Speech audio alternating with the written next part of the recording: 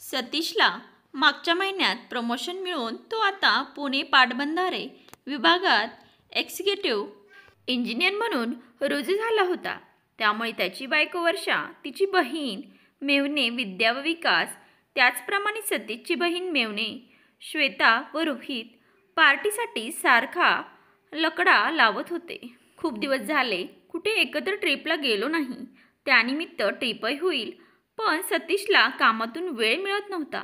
पण आज अचानक योग जुळून आला. त्याला ऑफिस इन्स्पेक्शनसाठी कोल्हापूरला जायचे होते. काम 1 दिवसाचेच होते आणि त्याला लागून शनिवार, रविवार आणि सोमवारी सार्वजनिक सरकारी सुट्टी जोडून आली होती. सतीशला एकदम आठवले, 5 वर्षापूर्वी कोल्हापूरपासून साधारण 60-70 किलोमीटरवर सारंगपाडा एक लघु पाटबंधारे प्रकल्पाच्या पाहणीसाठी ते गेला होता. तेथून पुढेच 80 किलोमीटरवर रतनगड म्हणून बऱ्यापैकी हिल स्टेशन आहे. सतीशने ही कल्पना वर्षाला त्याचप्रमाणे दोन्ही कुटुंबाला सांगितली आणि सर्वजण एकदम खुश होऊन त्यांनी संमती दिली होती.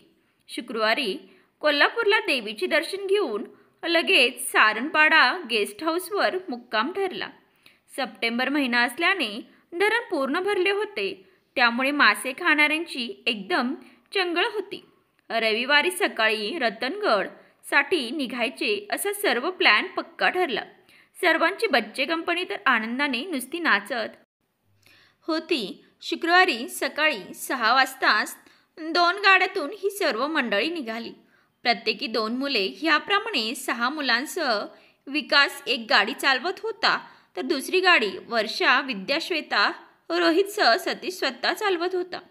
सतीश दुपारी कोल्हापूरला पोहोचल्यावर डायरेक्ट ऑफिसमध्ये गेला व यांना देवदर्शन करून सारंगपाडा गेस्ट हाऊसला जाण्यास सांगितले. तो संध्याकाळी काम आटोपून ऑफिसची जीप घेऊन सारंगपाड्यावर पोहोचणार होता. ठरल्याप्रमाणे सर्व झाले. संध्याकाळी 7 वाजता सतीश सारंगपाडा गेस्ट हाऊसवर पोहोचला. सर्व मंडळी त्याच्या 2 तास आधीच तेथे पोहोचली होती व फ्रेश होऊन ती सतीशची वाट पाहत होती. रात्री सगळ्यांनी माशांवर यथेच्छ ताव मारला. गप्पा गोष्टी, पत्त्यांचे डाव झाले. मुले खेळून दमली आणि झोपी गेली. आज सतीशची ऑफिसची कामे पूर्ण झाली नसल्याने त्याला उद्या परत कोल्हापूरला जावे लागणार होते. तशी त्याने ही कल्पना सर्वांना दिली.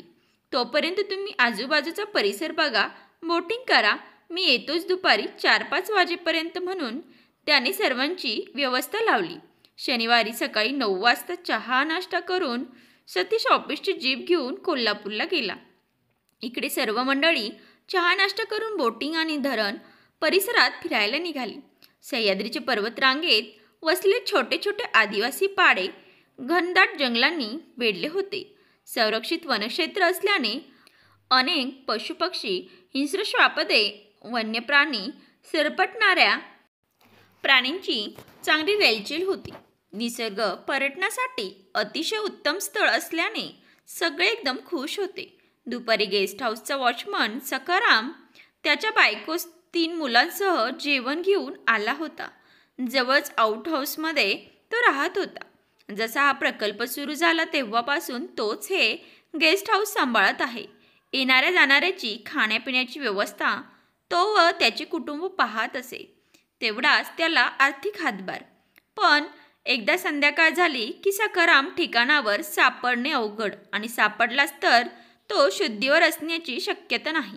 आता त्यांनी भाकरी मसाल्याची आमटी भात असं पाड्यावरील चवदार जेवण बनवले होते. सगळे जेवण करून दुपारच्या विश्रांतीला गेले. संध्याकाळचे 5 वाजले होते. आकाशात काळ्या ढगांची गर्दी होऊ लागली होती. 6 वाजता पूर्ण अंधारून आले होते. केव्हाही पाऊस सुरू होण्याची चिन्ह होती. सखाराम चहा घेऊन गेस्ट हाऊसला आला होता. सखाराम, केवढे अंधारून आले आहे, खूप जोराचा पाऊस येणार असे चिन्ह आहे. वर्षा म्हणाली, बाईसाहेब, येथे पावसाचा कुणी मालक नाही. केव्हा येईल, किती येईल, कधी येईल काही सांगता येत नाही. एकदा सुरू झाला की रात्रभर थांबायचे नाव घेत नाही आणि त्यात लाईट गेले की काही हाल विचारू नका. वारा एकदम बंद झाला आहे म्हणजे तो आज रात्रभर कहर करणार. सर्वांच्या चेहऱ्याचे रंगरूप एकदम बदललेले होते. मुले एकदम आज्ञाधारक मुलांप्रमाणे शांत बसली होती. मनातून खूप बेदरली होती. सतीशला फोन करण्यासाठी वर्षा फोन जवळ गेली, पण फोन डेड होता आणि जवळपास 5 किलोमीटर परिसरात रेंज नसल्याने लँडलाईनशिवाय दुसरा पर्याय उरला नव्हता. त्यामुळे तिला आता सतीशची काळजी भेडसावू लागली होती. आज दिवसभरात त्याचा फोन नव्हता आणि आता 7 वाजले तरी अजून त्याचा पत्ता नव्हता. हळूहळू पावसाला सुरुवात झाली होती. सखाराम व त्याची बायको आज रात्री काय स्वयंपाक करायचा हे विचारण्यासाठी आले होते.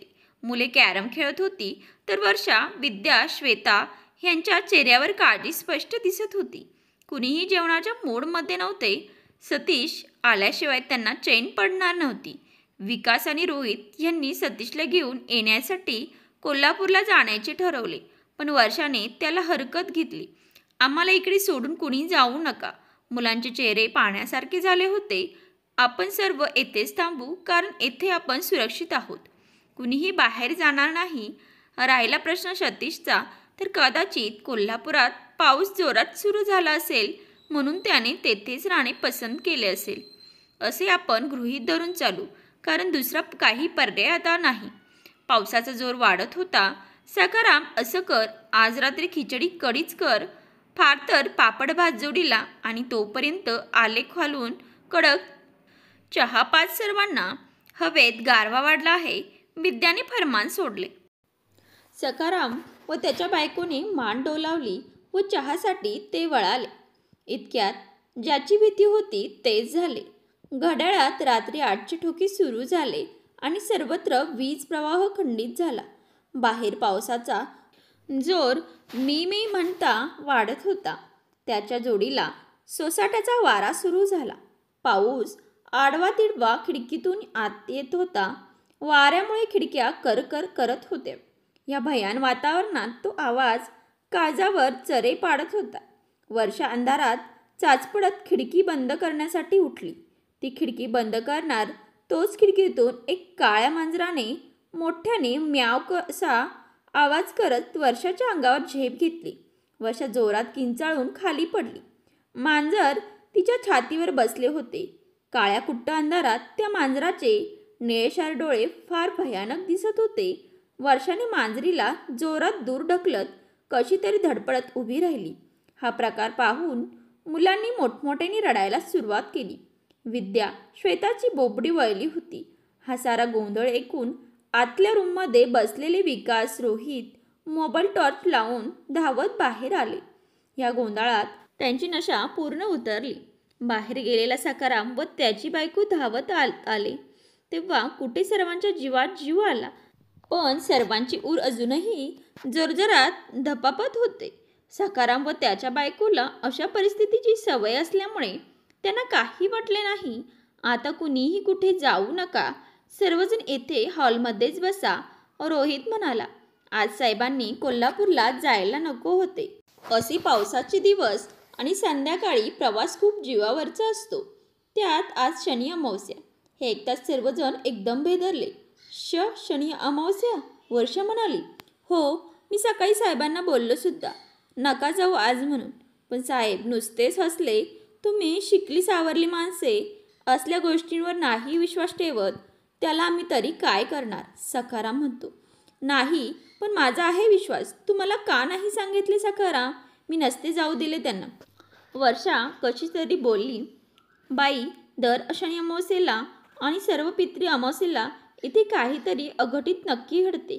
घाटाच्या रस्त्यावर ती हडळ तर कितीतरी लोकांनी पाहिली आहे. ती रात्री लोकांना स्लिप मागते, ही साड्या पाड्यातील लोक सांगतात. सखाराम बोलला. माझी बायकोसुद्धा 5 वर्षापूर्वी अशाच पावसात येथेच अंगावर, ते समोर पिंपळाचे झाड अंगावर पडून मेली. तुझी बायको? मग ही कोण आहे? आश्चर्याने विकासने विचारले.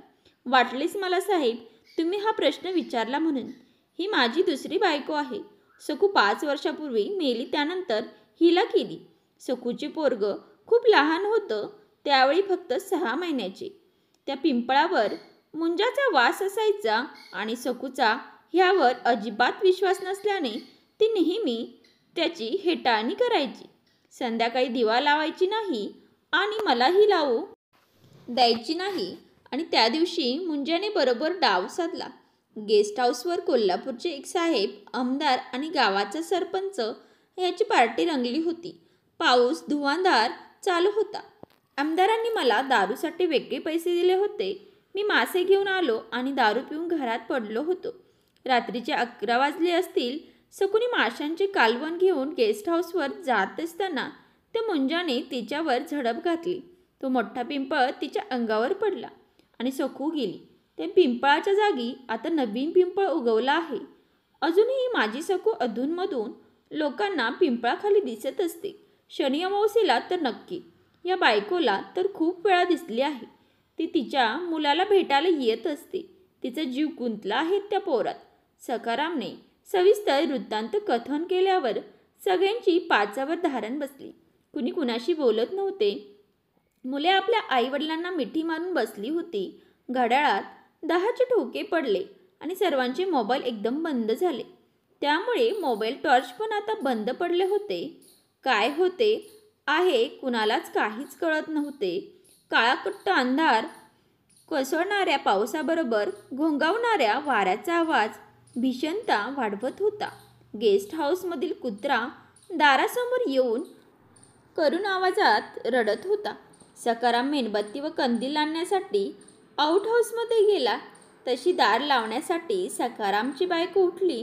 ती दार लावून हॉलमध्ये येत असताना खिडकी हवेने खाडकन उघडली.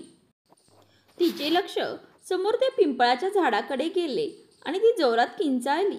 बाई बाई, ती पहा सखू. सर्वजण ताडकन उभे राहिले. एवढ्या गारठ्यातही सगळे घामाने ओले झाले होते. विलास सर्व मुलांना घेऊन आधीच आतल्या रूममध्ये गेल्याने फार मोठा अनर्थ टळला होता. सर्वांची बोबडी वळाली होती. हॉलमध्ये पूर्ण अंधार. सगळे त्या पिंपळाकडे पाहत होते. एवढ्या अंधारात नऊवार साडी नेसलेली, केस मोकळे सोडलेली एक बाई हातात फडफडता कंदील घेऊन उभी असलेली सर्वांना दिसली. ती एकटक इकडेच बघत असल्याचं जाणवत होते. थोड्या वेळाने ती हळूहळू चालत मुले ज्या रूममध्ये होती त्या दिशेने सरकताना दिसली. कर आवाज करत हॉलचा दरवाजा हळूहळू उघडताना दिसला. सखाराम त्या अंधारात हातात कंदील घेऊन आत आला. ते दृश्य इतके भयानक होते की सर्वजण मटकन खालीच बसले. मुले घाबरतील या भीतीने कुणी आवाज करत नव्हते. इतकेच काय ते सखाराम जसा आत आला ती पिंपळाखालची बाई अचानक गायब झाली. सर्वांनी सखारामला पहिल्यांदा ती खिडकी बंद करायला लावली. आता तू इथून हलवू नको. रात्रभर आपण सर्व येथेच बसून राहू असे ठरले. सखाराम, तुला कशी नाही दिसत रे सकू? तो समोर आला की ती गायब होते. वर्षाने प्रश्न केला. बाईसाहेब, मी ज्येष्ठ देवगणाचा आहे असे खालच्या पाड्यावरील मांत्रिक सांगत होता. त्यामुळे माझ्या समोर येत नाही ती. आता हे तुम्हाला कितपत पटते ते देवच जाणं. मला पटते सखाराम. तू असे कर, तुझ्या तिन्ही मुलांना घेऊन येथेच ये हॉलमध्ये आमच्यासोबत, वर्षा म्हणाली. सखाराम त्याची बायको मुलांना घेण्यासाठी त्यांच्या आउट हाऊसमध्ये गेले. सखाराम आउट हाऊसजवळ पोहोचत असतानाच त्या घरातून कुणीतरी बाहेर पळताना त्याच्या बायकोला दिसले. सखारामला हे सांगितल्यावर तो म्हणाला, अगं ती सखू असेल, तिच्या मुलाला भेटायला आली असेल. सखाराम, त्याची बायको, तीनही मुले व ही सर्व मंडळी रात्रभर हॉलमध्येच बसून होती. कुणालाही झोप लागत नव्हती. सतीश कोल्हापूरलाच मुक्कामी राहिला अशी साऱ्यांची समजूत झाली. पहाटे 4 नंतर हळूहळू एक जण पेंगायला लागला. बसल्या जागी पेंगत सगळ्यांचे डोळे लागले. इकडे सतीशचे ऑफिसचे काम लांबले आणि तो रात्री 10 वाजता पार्टी जेवण करून सारंगपाड्याकडे जाण्यासाठी निघाला. तसे काहींनी त्याला इथेच मुक्काम करण्यास सुचवले, कारण पावसाचे लक्षण दिसत आहे. पाऊस केव्हाही सुरू होईल. पण सर्व कुटुंब तेथे माझ्यासाठी काळजीत असतील आणि मुख्य म्हणजे लँडलाईन किंवा मोबाईलवर कॉन्टॅक्ट होत नाही. त्यामुळे मला जाणे भाग आहे. संध्याकाळपासून वातावरण असेच आहे. पाऊस काही येत नाही. तुम्ही नका काळजी करू. मी जातो आरामात आणि रेंज मिळाली तर तुम्हाला पोहोचल्याचा फोन करतो असे म्हणत सतीशने गाडीला चावी दिली. सतीश सारंगपाड्याच्या दिशेने निघाला होता. रात्रीचे आता 11 वाजले होते. रस्ता एकदम सुनसान होता. गाडीत गाणी सुरू होती. घाट पूर्ण चढून झाल्यावर उतरणीला त्याला पावसाने गाठले. वायपर खर खर खर करत आवाज करत होते. पावसाचा जोर वाढल्याने पुढचे दिसणे अवघड जात होते. त्यामुळे गाडीचा वेग मंदावला होता. आता सतीशचे लक्ष गाण्याऐवजी रस्त्यावर जास्त होते. तो अंदाज घेत घेत चालत होता. त्यालाही आता मनात भीतीने ग्रासले होते. पण अर्ध्यापेक्षा जास्त रस्ता पार केला आहे, तेव्हा आता मागे फिरण्यापेक्षा पुढेच गेलेले चांगले असा विचार करत तो गाडी चालवत होता. समोर दूरवर एका झाडाखाली कुणीतरी उभे आहे असे अस्पष्ट जाणवत होते. गाडी जसजशी जवळ येत होती तसतसं ती घोंगटी पांघरलेली कुणी बाई असावी अशी शक्यता त्याला वाटू लागली. एक नऊवारी साडी नेसलेली बाई आहे हे आता नक्की झाले. पण इतक्या रात्री एकटी एवढ्या पावसात इथे का उभी असेल असे त्याच्या डोक्यात प्रश्नांचे काहूर सुरू झाले. जवळ येताच त्या बाईने थांबण्यासाठी हात केला. थांबू की नको असा विचार करत असतानाच गाडी त्या बाईच्या पुढे 5-50 मीटर जाऊन अचानक थांबली. सतीशला कळेना, मी तर ब्रेक लावला नाही तरी गाडी थांबली कशी, तो मनात भेदारला होता. त्याने एक्सिलेटरवर पाय दिला. गाडी जागच्या जागी गुरगुर करत होती, पण गाडी काही पुढे हालेना. इतक्यात ती बाई गाडीचे दार स्वतः उघडून न विचारताच पुढील सीटवर सतीशच्या शेजारी येऊन बसली. पूर्ण भिजलेल्या त्या बाईने एक कटाक्ष सतीशकडे टाकला. बाई तरुण आणि देखणी होती. साहेब, बरं झालं तुम्ही थांबला. पाऊस लई जोराचा कवाचा सुरू आहे. सारंगपाड्याच्या अलीकडं माझा पाडा आहे, तिथवर सोडा की साहेब मला. तुम्ही सज्जन माणूस दिसून राहिला म्हणून म्हणलं, ती बाई बोलली. सतीशकडे कुठलाच दुसरा पर्याय शिल्लक राहिला नाही. त्याने घाबरत घाबरत गाडी स्टार्ट करण्याचा प्रयत्न केला, पण गाडी खरखर करत बंद पडायची. तशी ती बाई बोलली, साहेब, तुमच्यापेक्षा तुमची गाडीच लय घाबरली असं वाटून राहिले मला. म्हणत ती एवढ्या रात्री हृदयद्रावक खसली. सतीशने खिशातून रुमाल काढून चेहऱ्यावरचा घाम पुसला. चला की साहेब म्हणत ती बाई परत बोलली. गाडी सुरू होत नसलं तर धक्का मारू का? सतीशला ही नामी संधी वाटली. धक्काच मारावा लागेल असे वाटते, जरा उतरून धक्का मारता का?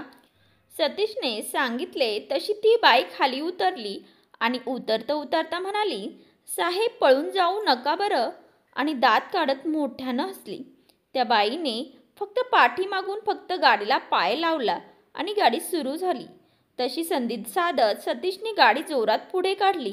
पण 100 मीटर पुढे जाऊन गाडी परत आपोआप थांबली आणि घुरघुर करून लागली. ती बाई परत आरामात गाडीत येऊन बसली. सतीशकडे तिने फक्त एक तीक्ष्ण नजर टाकली. सतीशला हे नक्की काय प्रकरण आहे ते आता उमजू लागले होते, पण तो आता त्या सापळ्यात पूर्णपणे अडकला होता. नाईलाजाने त्याने गाडी सुरू केली. हळूच चोरून तो त्या बाईच्या हालचालीवर नजर ठेवत होता, पण ती बाई एकदम शांत नजरेने सरळ पुढे पाहत होती. कुठं? सारंगपाडा गेस्ट हाऊसवर का साहेब? समोरची नजर न हलवता ती म्हणाली. तुम्हाला कसे समजले? मला सारंगपाडा गेस्ट हाऊसवर जायचे आहे ते. सतीशने मोठा औंढा गिळत भीती विचारले. बस का साहेब? स्मशानघाटावर गेले होते म्हणत तिने एक नजर तिरप्या डोळ्याने सतीशकडे टाकली. नंदुईचे मोतीला गेले होते. पोरग घरी शेजारणीकडे ठेवून आली म्हणून निघावं लागलं बघा एवढ्या पावसात. आणि रातची म्हणलं तर आम्हा आदिवासींना नाही भ्याव वाटत. रातचं आमची रातीशी दोस्ती हाय, तिने खुलासा केला. साहेब, जरा सांभाळून, इकडं निमुळतं वळण हाय, लय ॲक्सिडेंट होता बघा इथं. इतक्यात सतीशला गाडीच्या मागे एक 5-6 वर्षाचा मुलगा रडत पळत आहे असा भास झाला आणि तो मुलगा आई आई म्हणत गाडी मागे पळतो आहे असे दिसले. एवढ्या रात्री एवढ्या पावसात त्याला खूप विचित्र वाटले. उत्सुकतेने पोटी त्याने गाडी थांबवली. काय झालं साहेब? तुम्हाला लहान मुलांचा आई आई असा रडण्याचा आवाज ऐकू येतो का? सतीशने त्या बाईला प्रश्न केला. ती फक्त हसली आणि म्हणाली, साहेब, खूळ लागलंय. तुम्हासनी इतक्या सुनसान जागी पोर रडण्याचा आवाज मला तर नाही आला. चला गुमानं पुढं. सतीशने परत गिअर टाकला. थोडं पुढे गेल्यावर परत तसेच लहान मुलगा गाडीच्या मागे आई आई करत रडत पळण्याचा आवाज. आता त्याने नीट कानोसा घेतला. तो भास नक्कीच नव्हता. त्याने फक्त एक नजर त्या बाईकडे टाकली. ती फक्त त्याच्याकडे पाहून हसली आणि म्हणाली, साहेब मला नाही येत आवाज. चला आता, नाहीतर इथं सकाळ व्हायची. सतीशने आता काय व्हायचे ते होवो असा विचार करत गाडी पुढे नेली. एका मोठ्या वळणावर गाडी वळाली. पुढचे काहीच दिसत नव्हते. गाडी थांबवा साहेब, ती बाई जोरात ओरडली. समोर रस्त्यावर झाड पडले बघा आडवं, असे म्हणताच सतीशने करकचून ब्रेक मारला आणि तोंडावरून घाम पुसण्यासाठी रुमाल काढला. बापरे, आता कसे जायचे पुढे? रात्रभर या पावसात बसावे लागेल काय? सतीश म्हणाला. मी आहे ना साहेब, कशाला घाबरता आहे? गाडी थोडी मागं घ्या. डाव्या हाताला एक कच्चा रस्ता हाय, तो पुढं ह्या रस्त्याला जाऊन भेटतो. जरा जंगलातील हाय, पण दुसरा मार्ग नाही आता. पाऊस थांबायचं नाव घेईल असं नाही वाटत बघा. चला घ्या मागं गाडी. सतीशने निमूटपणे गाडी रिव्हर्समध्ये टाकली आणि डाव्या बाजूने तो कच्च्या रस्त्याला लागला. पावसामुळे खूप चिखल झाला होता. गाडी खूप हळूवार चालवावी लागत होती. बाजूला दाट जंगल पावसाबरोबर झाडांची सळसळ विचित्र आवाज करत होती.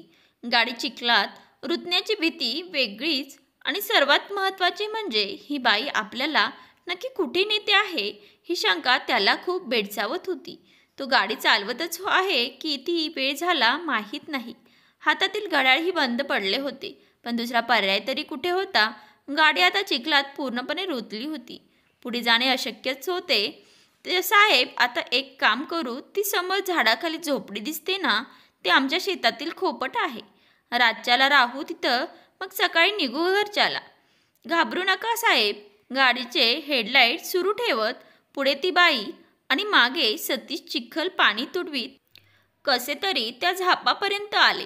तिने खोलीतील चिमणी शोधत तेथे प्रकाश केला.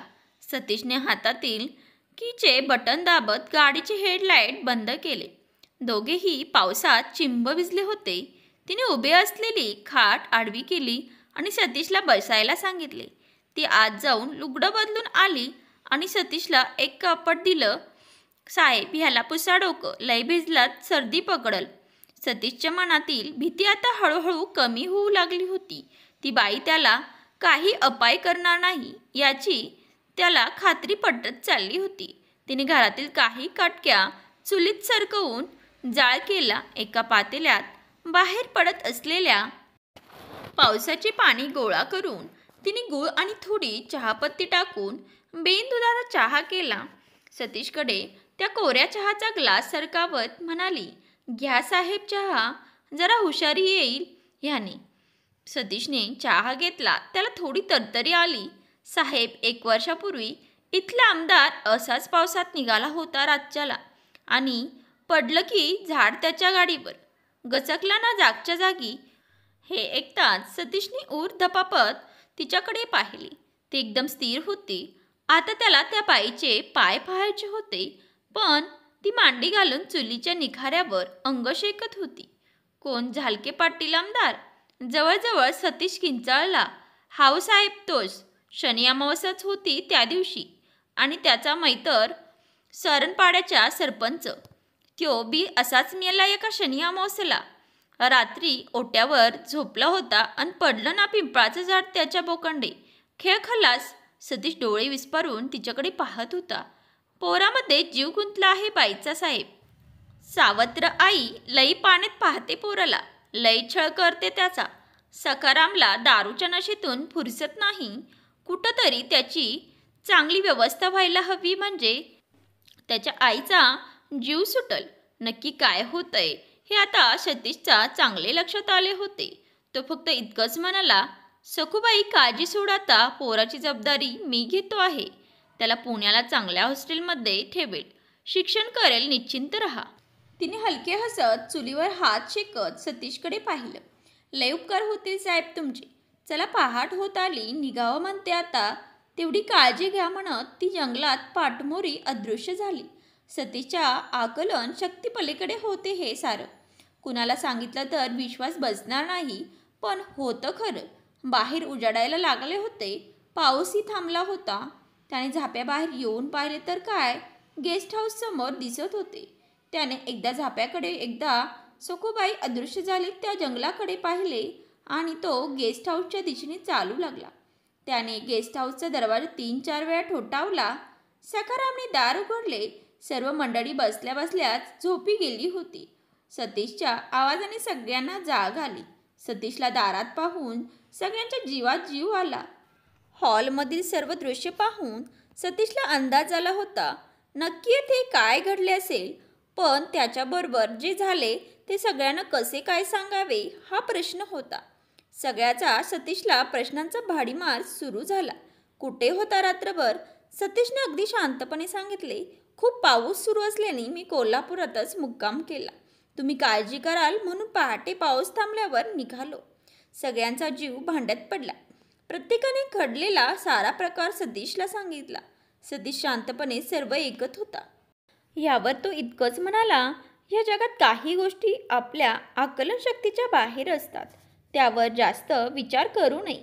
घडल्या प्रकारामुळे सगळ्यांचा आता ट्रिपचा मूड ओसरला होता. चहा नाश्ता करून आजच आपण पुण्याला निघूया असं सर्वांचा सुरू होता. मुले आतल्या रूममध्ये झोपली होती. सगळे आंघोळ करून चहा नाश्त्यासाठी डायनिंग टेबलवर जमले होते. चहा नाश्ता झाला. सगळे आपापल्या बॅग भरून तयार झाले. सतीशने सखारामला व त्याच्या बायकोला बोलावले. सखाराम, माझ्या डोक्यात एक कल्पना आहे. सखूबाईच्या मुलाला मी पुण्यात शाळेत शिकण्यासाठी घेऊन जातो. त्याची जबाबदारी माझी. त्याला चांगल्या हॉस्टेलमध्ये ठेवेन. तुला जेव्हा आठवण येईल तेव्हा तू येत जा भेटायला. आणि दिवाळी उन्हाळ्याच्या सुट्टीत तो येत जाईल येथे तुझ्याकडे. अनपेक्षित प्रश्नाने सखाराम चक्रावला. साहेब, पण हे कशासाठी? अरे काही नाही, आमची सामाजिक संस्था आहे, ती हे काम करते आणि तुझ्या तुटपुंजा पगारात हा संसाराचा गाडा चालवणं जड जात असेल म्हणून तेवढाच तुला आधार. सखारामच्या बायकोला तर सोन्याहून पिवळे झाले होते. ती आनंदाने तयार झाली. सखाराम तिच्या रोजच्या कटकटीला त्रासला होता. मुलाचे भले होते हे पाहत तो तयार झाला.